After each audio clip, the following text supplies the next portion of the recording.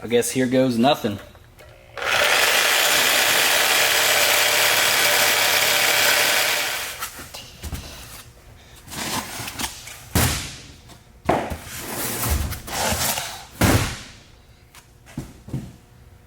What's going on, everybody? I hope you can see me.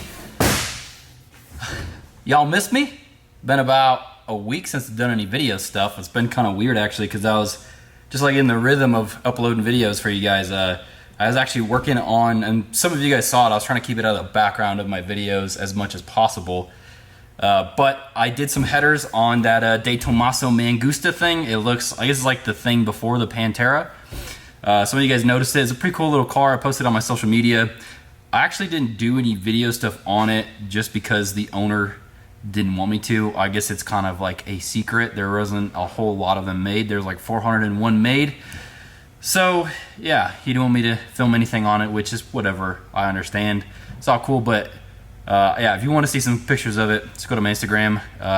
Link is always, or my tag is always in the description, not the link. So go check that out. Today we're finally gonna cut this bad bitch in half. So this is a CSF core. It is a vertical flow core. It's a vertical flow core, just like the other one we have, but this one we're gonna be cutting in half and then flipping it over and welding them together. So I'm not exactly sure how I'm gonna cut it yet, but I'm thinking Sawzall, because realistically, because the ambient air from outside flows through here and cools the air inside, right? So the end tanks are supposed to be here and go up and be on the bottom side of it. Well, if you chop this right here, so if you chop it right through here where the air flows through, you actually have like a part of one of the bars, half of a bar on each side, then you can put plates on the sides of them and then you can actually weld them together. As the plan for today, I'm gonna figure out how I'm gonna cut it and then we're gonna get started on the end tanks. I'm not exactly sure what the end tanks are gonna look like until I get this thing chopped in half, tacked together, and then kind of put in there, and we'll design some end tanks. So in order to keep as much crud out of here as possible, we're gonna go ahead and just kind of tape it. Of course, I'm gonna have to clean it out at the end just because I'm sure something is gonna find its way into the fins of the intercooler. If anybody's wondering, this is a 1500 horsepower core. It's an air-to-air, of course. And now, I originally planned on wanting to do a water-to-air, and then I thought about it, and last season, when it was making like 700-800 horsepower, it really didn't have any issues, and it had a really small air-to-air, and it had no hood, and the air-to-air was in like that V-mount style, and so the intercooler was actually like just getting caked by the sun, or baked by the sun, not caked. And I didn't really have issues with intake air temp. So as much as I'd love to do a water to air, I don't really think it's necessary. And honestly, the water to air would be nice because the intake air temps would be nice and cool, which is always a great thing. But thinking about having to always drain the water or ice it down, it just, and then get a pump for it, and then make a reservoir for it, find a place to mount the reservoir, and all that stuff, it just doesn't sound like something I want to do. Now, you can get away with using a way smaller core, but just like all the plumbing and stuff, I don't really feel like there's a big benefit as far as space goes with a water to air. So that's why I ended up going with just a big air to air. This thing is way overkill for anything my RX-7 is gonna make, ever plans to make. For now, I want to try and make like 1,000 this season, and then maybe later on we can go for like 1,300 or something if we got a built motor. So that is why I went with an air-to-air. Some of you guys were wondering. I saw some people comment about it. But we're gonna get these taped up, gonna measure in half, find out where we're gonna cut this bitch, and then we're gonna cut it and see if we don't ruin it. I've never done this before, so yeah, I guess, yeah, I don't know. Well, we'll figure it out. That's why I brought you guys along, right? You guys can show me how to do it, and you guys can tell me what I did wrong if I do it wrong. I guess here goes nothing.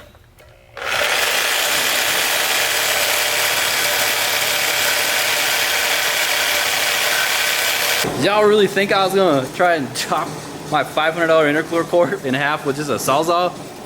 I mean, I thought about it, but realistically, this will work. The fins aren't hard to chop through, so just like the solid chunk is the hardest part to chop through. So just gonna cut the first beginning part of it with like this, and then flip it over and then cut the rest of it. That's the plan of attack here. See if I can figure it out.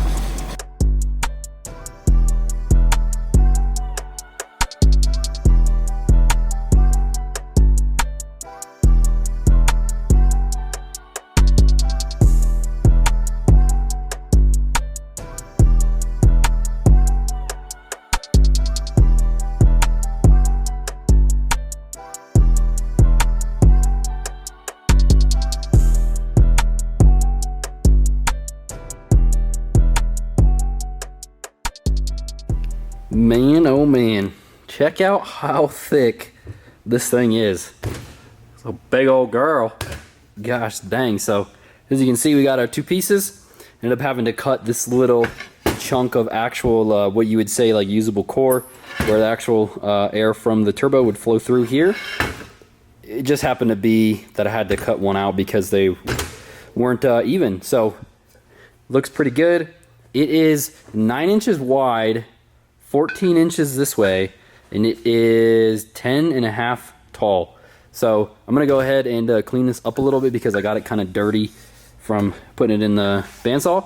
I'm gonna go ahead and tack it together and then kind of see what we're working with for room over here on the RX-7, and then maybe contemplate some designs for the end tanks that's gonna go on it. Went ahead and got this thing tacked up. Oh my goodness, this thing is massive. This process right here, trying to figure out, just making sure that if I put this somewhere, it's still gonna be able to fit a radiator, and everything else is like some of the most time-consuming parts that goes into any build at all. Just trying to think like 10 steps ahead to the final product and see if it's something that's actually gonna be viable or something that's actually gonna work. So I'm gonna have to kind of set this here, take some dimensions and see if there is something that I can get for a core that will fit right here. I'm thinking maybe, since I don't have a lot of room to make it very tall, maybe I can get like a 3-row core that's instead of 2-row, it's 3 rows, just for a little bit extra cooling capacity. So I'm gonna go ahead, take some measurements and stuff, and see what we could even do for a radiator if this was right here. Taking a little sushi break really quick, eat some lunch. I think I got it mainly figured out what I'm gonna do with it. So I will eat my sushi, and then I'll show y'all what I'm thinking I'm gonna do with the radiator. It's actually not too bad.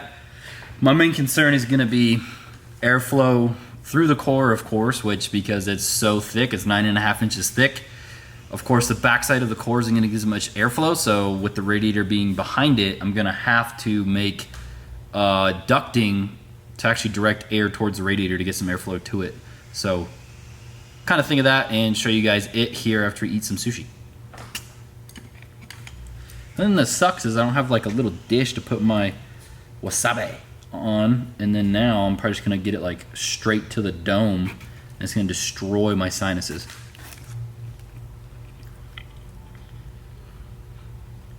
Yep, just like that.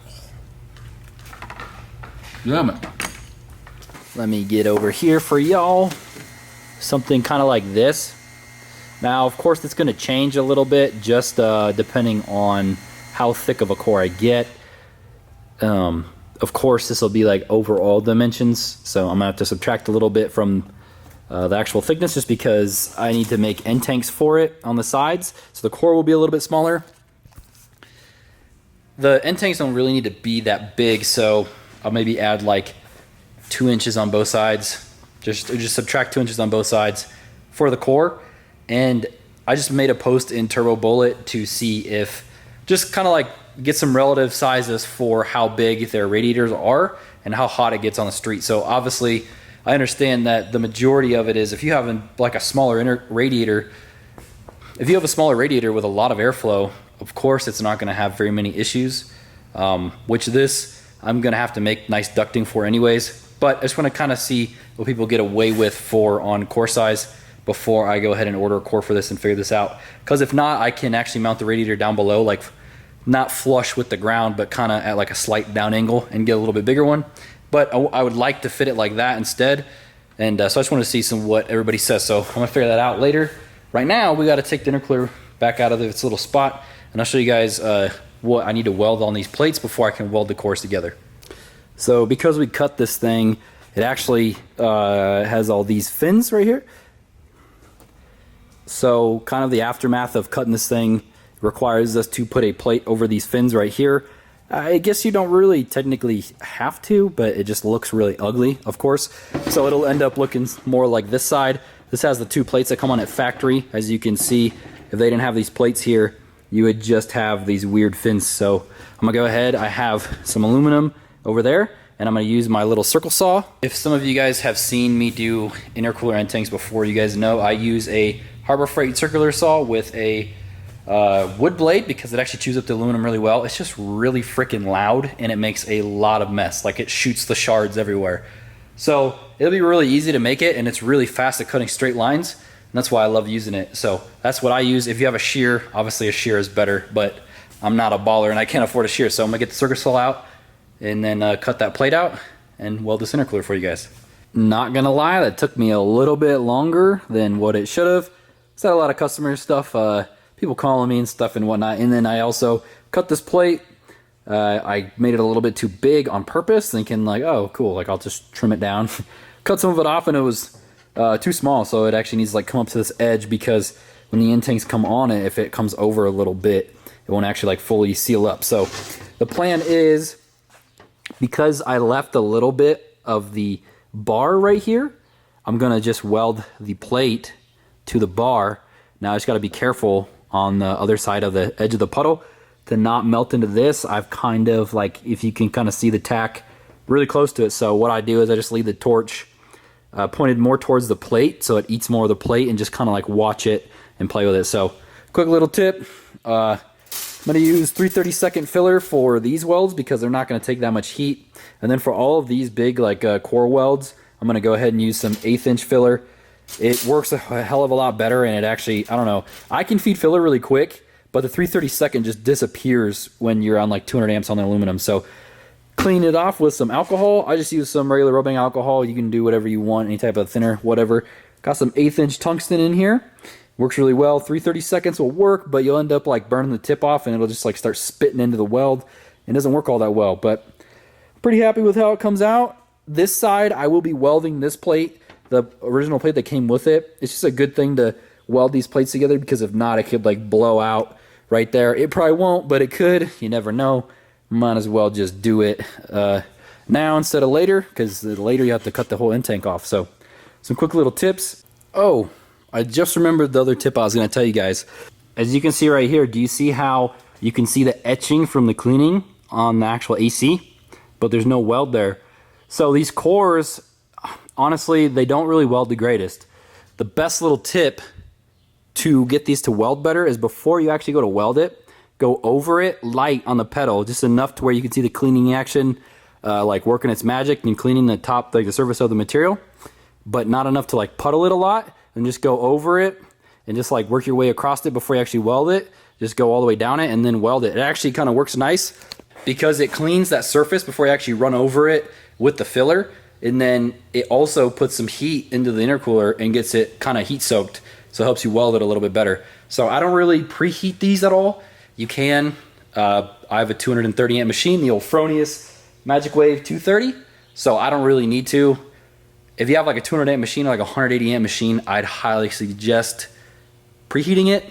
180 amps, I don't know if you'll be able to get it done all the way, but if you preheat it enough, I guess you might be able to do some magic. So I'm gonna go ahead, start welding on this before it gets too late, so I'll get home at 9 o'clock, and yeah, show you guys the finished product.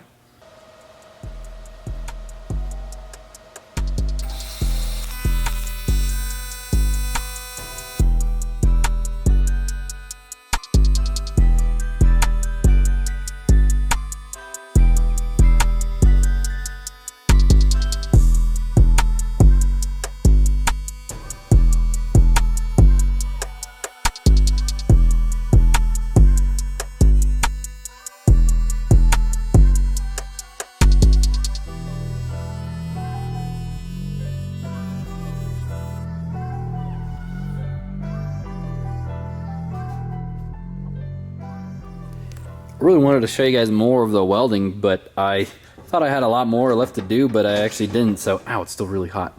But it's gonna be the top side. This is the nice plate that we put on. Because of how like I did this, I wasn't actually able to weld like the middle of it. Now I'm thinking about it, I probably could have like taken all of like the fins off and figured it out, but it'll be good like this, I'm sure. I'm sure I won't have any issues.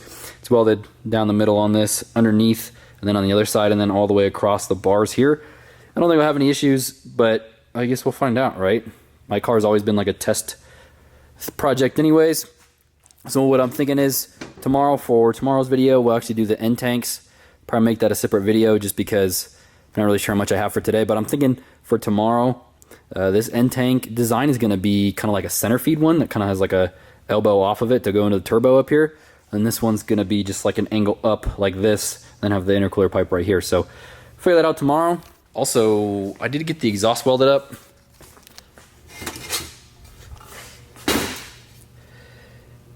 I feel like it came out pretty good. And I ended up leaving the tip on it for now. If I don't like it, I can flush cut it later. Just gotta add the O2 sensor and it's all good to go.